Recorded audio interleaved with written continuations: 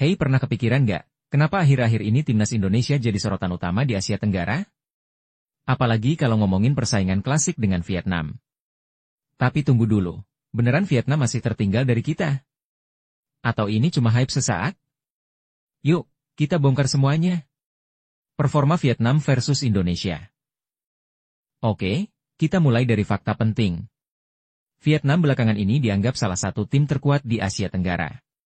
Tapi uniknya, menjelang Piala AFF 2024, ada banyak analis yang bilang, Vietnam belum bisa sejajar dengan timnas Indonesia. Serius? Kenapa bisa gitu? Nah, kalau kita lihat data, Vietnam memang masih stabil di level tertentu. Tapi masalahnya, mereka cenderung stagnan. Sementara itu, di bawah arahan Shin Tae-yong, Indonesia kayak dapat boos super.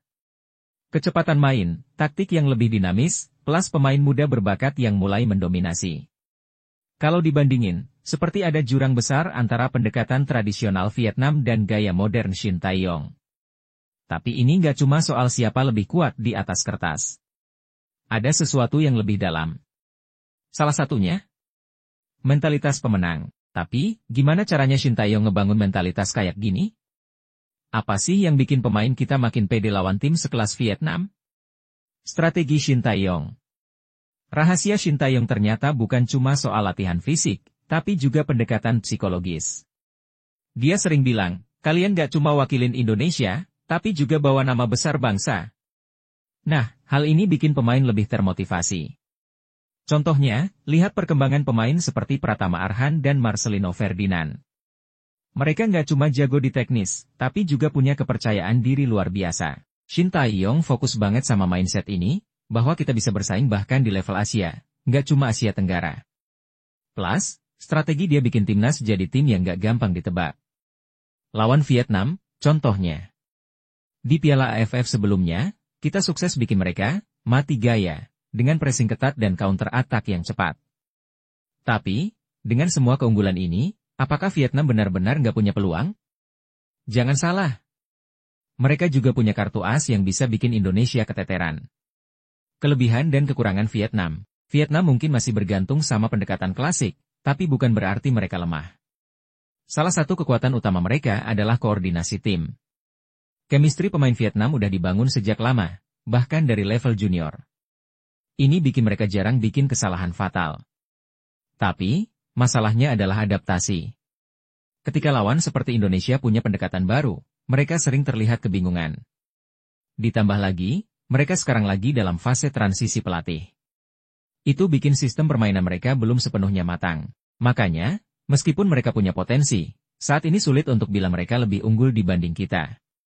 Tapi, apa sih yang sebenarnya jadi senjata rahasia timnas Indonesia untuk memastikan kemenangan di Piala AFF 2024 nanti? Masa depan timnas Indonesia.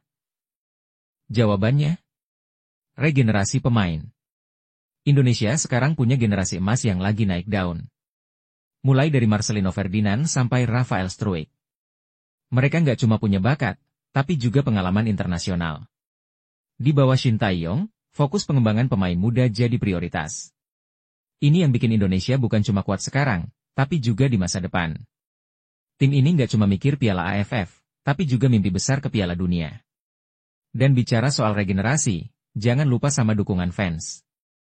Atmosfer pertandingan di Indonesia itu luar biasa. Ini bikin pemain punya motivasi ekstra setiap kali bertanding.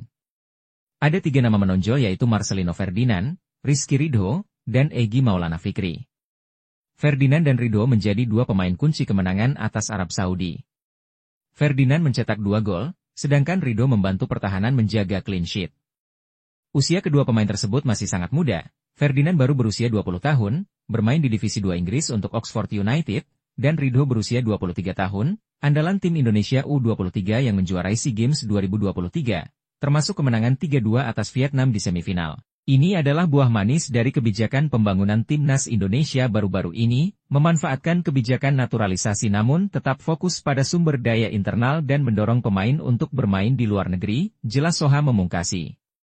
Jadi, apakah Vietnam masih bisa dibilang pesaing utama Indonesia di Asia Tenggara? Atau sebenarnya, kita udah melangkah lebih jauh?